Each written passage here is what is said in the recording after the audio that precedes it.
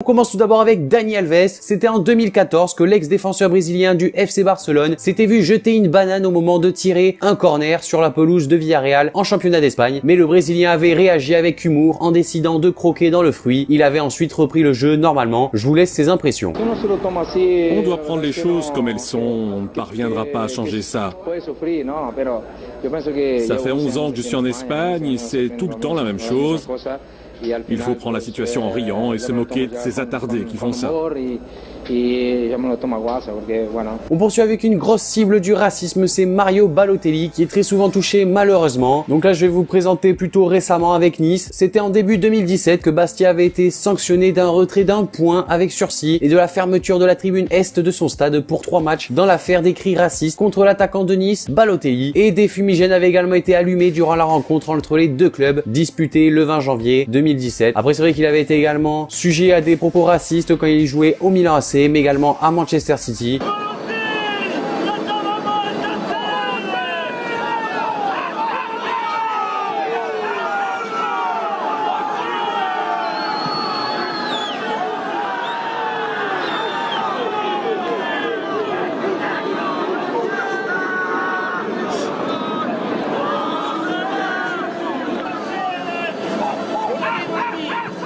On poursuit ensuite avec Kevin Prince Boateng, c'était en 2013 lorsqu'il avait été excédé par les cris racistes des supporters de la petite équipe de Pro Patria en 4e division italienne que Boateng avait quitté le terrain provoquant l'interruption du match amical qui opposait du coup cette petite équipe italienne contre le Milan AC et il s'était emparé du ballon donc à la 26e minute et l'avait lancé en direction des tribunes avant d'enlever son maillot et de quitter le terrain. On enchaîne avec Kamel Chafni, ça remonte maintenant au 17 décembre 2011 après son exclusion pour avoir poussé l'arbitre Tony Chaperon lors de la 18e journée de Ligue 1 et l'Auxerrois Chafni avait accusé l'arbitre assistant Johan Perriot de lui avoir répondu dégage l'arabe lorsqu'il lui avait demandé des explications sur un fait de jeu. Je vous laisse en juger. C'est quelque chose avec l'assistant de M. Chaperon. C'est sûr et certain, il veut aller le voir. Qu'est-ce qui s'est passé, Kamel? Qu'est-ce qui s'est passé, Kamel? Insulte raciste, il n'y a pas de problème, on continue le foot. Allez, insulte raciste, moi je vais rester sur le terrain. Sans déconner. Moi il me dit dégage l'arabe. Pas de problème, on va régler ça mais en dehors du foot. Enfin, ça va pas être dans le foot, on va régler ça en dehors du foot. On poursuit avec Kevin Constant. En juillet 2013, alors que son équipe de l'AC Milan affrontait Sassuolo en match amical de pré-saison, Kevin Constant avait été la cible de propos racistes de la part de supporters de Sassuolo. Une attitude qui a poussé l'international guinéen excédé à quitter le terrain 6 mois à peine après son coéquipier ghanéen Kevin Prince Boateng qui avait déjà quitté le terrain. C'est au tour de Kevin Constant de vivre la même expérience.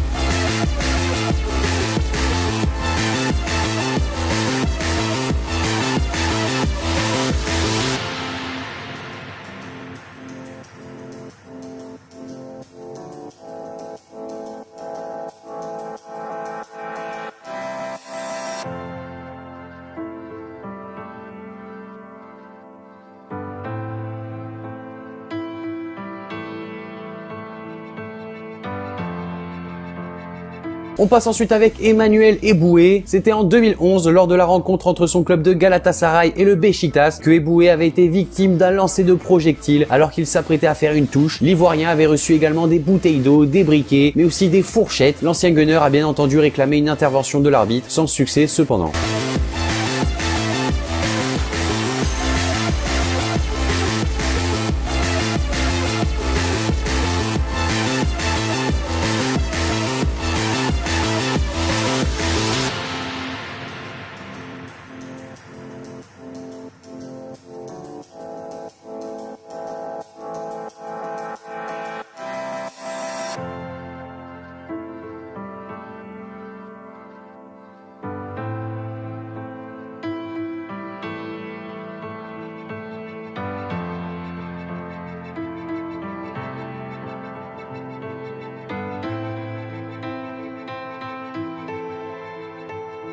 On passe avec Samuel Eto'o, un autre joueur qui a dû vraiment combattre ce racisme, tout comme Mario Balotelli et tous les joueurs que je vais vous présenter dans cette vidéo. Donc pour Samuel Eto'o, l'ex-joueur du Barça, il avait été victime d'insultes racistes au cours d'un match de Liga opposant Saragosse au Barça en janvier 2006. Durant le match, les supporters de Saragosse lançaient des cris de singe tandis que des projectiles et des coups de sifflet retentissaient chaque fois que le Camerounais touchait le ballon. Ne pouvant continuer de supporter ces insultes, Eto'o avait voulu quitter le terrain à un quart d'heure de la fin du match lorsque l'arbitre l'arbitre a interrompu le jeu pour signaler au 4e assistant les propos racistes à l'encontre de l'attaquant du Barça.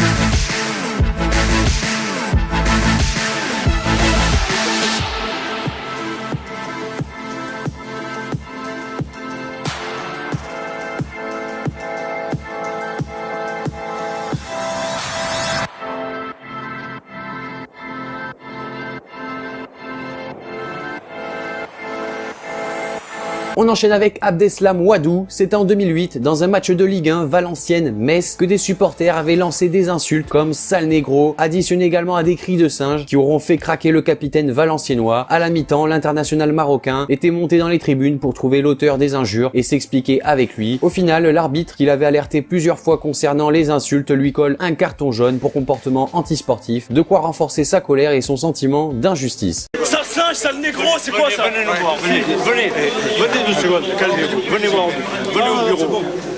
Venez. Sale négro, sale singe, tout ça. En plus, vous me mettez un carton pour rien. Allez, c'est le sport qui compte. Ouais, mais le sport, ça, c'est du sport. Ils ont rien à faire dans les stades, ces gens-là. L'avant-dernier joueur de cette vidéo, c'est Paul-Georges Ntep. En 2014, lors du match entre Rennes et Bastia en Ligue 1, l'attaquant breton Ntep avait refusé plusieurs fois de tirer un corner en raison de crachats et d'insultes racistes de la part des supporters locaux dans la tribune proche de l'angle du terrain. La rencontre avait été temporairement arrêtée et Ntep avait été obligé de laisser un coéquipier tirer le corner à sa place.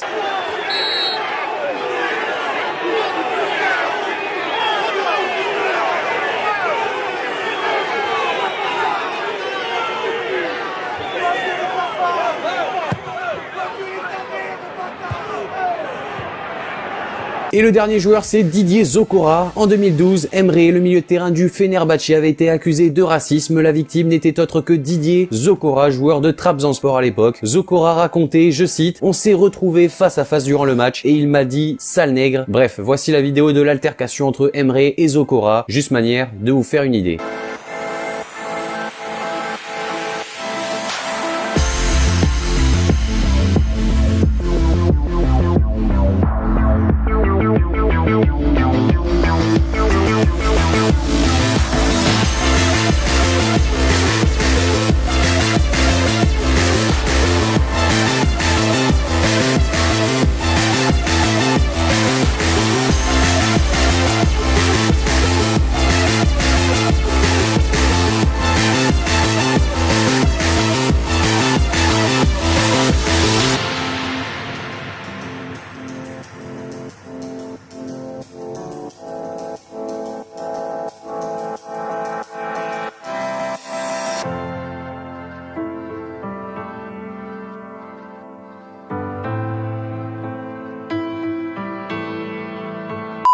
Donc voilà les amis, cette vidéo sur le racisme dans le foot est maintenant terminée. Je voulais vraiment montrer que le racisme atteint vraiment énormément les joueurs qui en sont touchés. Bref les potes, si vous avez kiffé cette vidéo, ce concept, lâchez le like, partagez la vidéo à vos potes, abonnez-vous si c'est pas déjà fait. Moi je vous dis à la prochaine pour une nouvelle vidéo, c'était Spanox. Allez, salut tout le monde.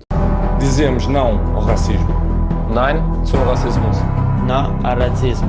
Non au racisme. Nein, racisme. Nee tegen racisme.